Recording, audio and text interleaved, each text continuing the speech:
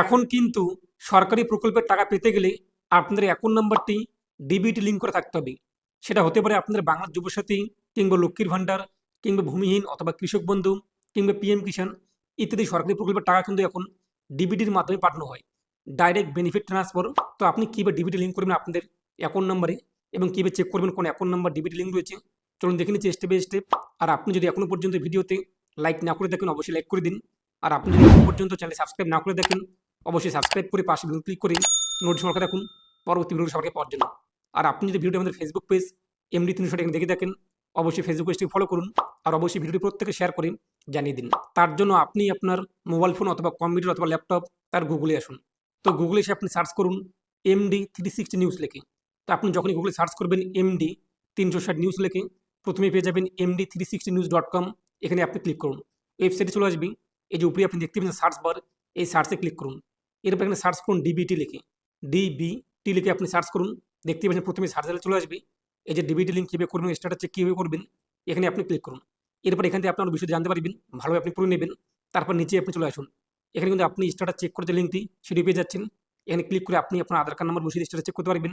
তার পাশাপাশি নিচে দেখতেই পাচ্ছেন যে ডিবিটি লিঙ্ক করার যে একদা লিঙ্কটি, ডাইরেক্ট লিঙ্কটি, সেই লিঙ্কটিও আপনি পেয়ে যাচ্ছেন। তো লিঙ্কে ক্লিক করতেই সরাসরি আপনি এই পোর্টালে আসতে পারবেন। তারপর উপরে দেখতেই পাচ্ছেন বিভিন্ন অপশান, তার মধ্য থেকে কাস্টমার, এই কাস্টমারে ক্লিক করবেন। তারপর নিচে রয়েছে ভারত আধার সিডিং এনেবেল, এই ভারত আধার সিডিং এনেবেলে আপনি ক্লিক করবেন। পরবর্তী পেজটি চলে আসবে।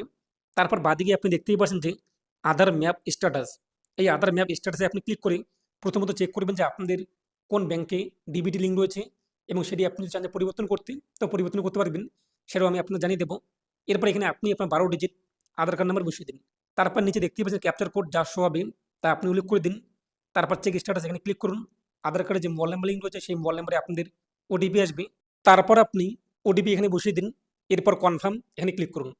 তো দেখতেই পাচ্ছেন যে আপনার কোন ব্যাঙ্ক অ্যাকাউন্টে ডিবিটি লিঙ্ক রয়েছে নাকি লিঙ্ক নেই তা আপনি এখানে দেখতে পারবেন। আমাদের কিন্তু একের অধিক অ্যাকাউন্ট নম্বর রয়েছে, তাই আমাদের এই অ্যাকাউন্টে ডিবিটি লিঙ্ক রয়েছে। এখন আমরা চাচ্ছি যে আমাদের আলাদা একটি অ্যাকাউন্ট নম্বর যেটা আমরা প্রকল্পে কিংবা স্কলারশিপে দিয়েছি সেখানে আমাদের ডিবিটি লিঙ্ক করতে, এটা আমরা পরিবর্তন করতে চাই। তো আপনি পরিবর্তন করতে পারবেন। ডিবিটি পরিবর্তন করলে আপনাদের কিন্তু আধার কার্ড নাম্বার যে লিঙ্ক ডিলিঙ্ক এটা কিন্তু হবে না। ডিবিটি বিষয়টি আলাদা, ডাইরেক্ট বেনিফিট ট্রান্সফার। যখন সরকারি প্রকল্প কিংবা স্কলারশিপের টাকা পাঠানো হয় ডিবিটির মাধ্যমে, তখন অবশ্যই আপনাদের অ্যাকাউন্টে ডিবিটি লিঙ্ক থাকা কিন্তু বাধ্যতামূলক, তাহলে আপনার টাকা পেতে সুবিধা হবে। তো আপনি এভাবে দেখে নিন। এখন যদি চান যে আপনি এটি পরিবর্তন করতে, কীভাবে পরিবর্তন করবেন, তার জন্য বাঁদিকে এই যে আধার সিডিং অথবা ডিসিডিং এখানে আপনি ক্লিক করুন। তারপর হচ্ছে কনফার্ম এখানে ক্লিক করে দিন। এরপর এখানে আপনি আপনার 12 ডিজিট আধার কার্ড নাম্বার বসিয়ে দিন।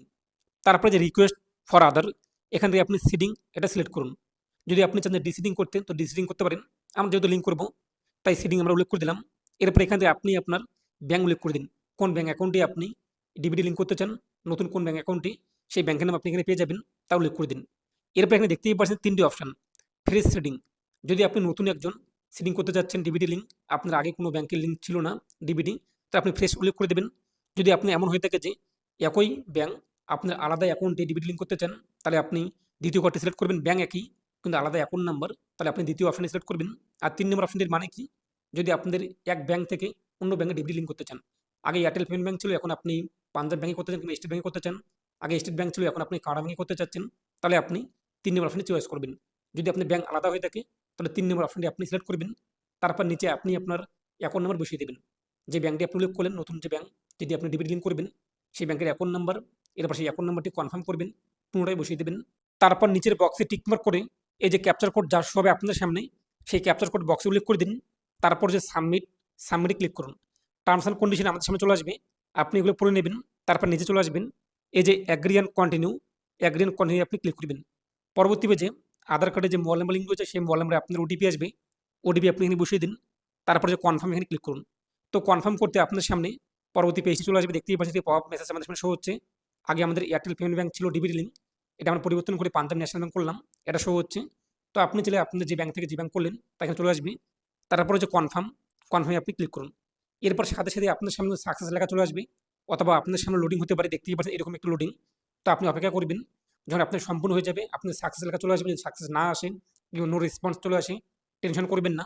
আপনি আবারও পুনরায় এই যে আধার সিডিং স্ট্যাটাস কিংবা আধার ম্যাপ স্ট্যাটাস, এই আধার ম্যাপ স্ট্যাটাসে ক্লিক করে আপনি আপনার আধার কার্ড নাম্বার দিয়ে প্রথমে আমি আপনাকে দেখিয়ে দিলাম, সেই স্ট্যাটাস চেক করুন, আপনার লিঙ্ক হয়ে যাবে। তো দেখতেই পাচ্ছেন যে আমাদের প্রথমত এয়ারটেল পেমেন্ট ব্যাংক ছিল এবং আধার কার্ডের শেষের সঙ্গে আপনি দেখতেই পাচ্ছেন বর্তমানে পাঞ্জাব ন্যাশনাল ব্যাংক আজকেই। তো আপনি এইভাবে খুব সহজে বাড়িতে বসে মোবাইল ফোন অথবা কম্পিউটার অথবা ল্যাপটপের মাধ্যমে ডিবিটি লিঙ্ক করতে পারবেন।